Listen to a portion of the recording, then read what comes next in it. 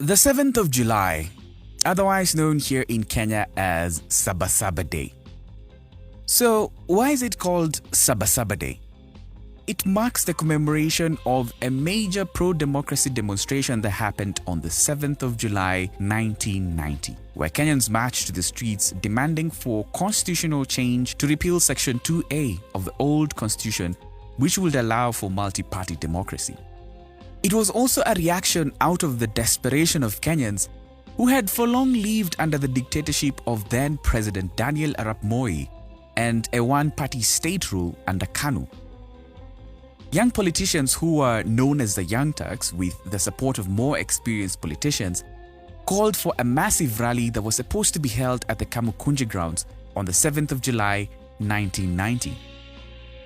But on the days leading up to 7th July, the government of President Moi was not comfortable with the kind of influence the young politicians were having on the country, and they started targeting leaders of the Saba movement. Charles Rubia, Raila Odinga, and Kenneth Matiba were arrested and detained days before Saba. But that did not stop the rally from happening. There was enough anger and frustration among Kenyans to push them to come out and protest against the oppressive regime. So on the 7th of July, they came out. Kenyans took to the streets to push for constitutional reforms, and they were met by armed police who tear-gassed and clobbered them, leaving hundreds, if not thousands, injured.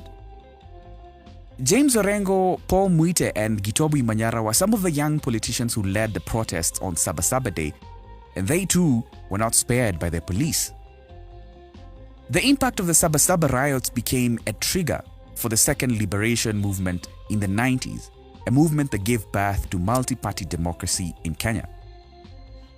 31 years later, Saba has never been recognized as a national holiday, but it is still remembered by Kenyans as a day when citizens decided to act against an oppressive regime.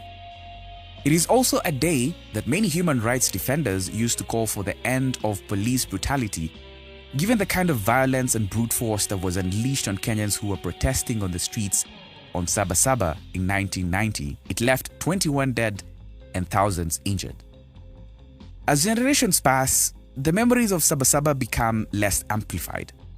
But in the history books, the impact of the events of the 7th of July 1990 will always be a major turning point in the history of Kenya's democracy.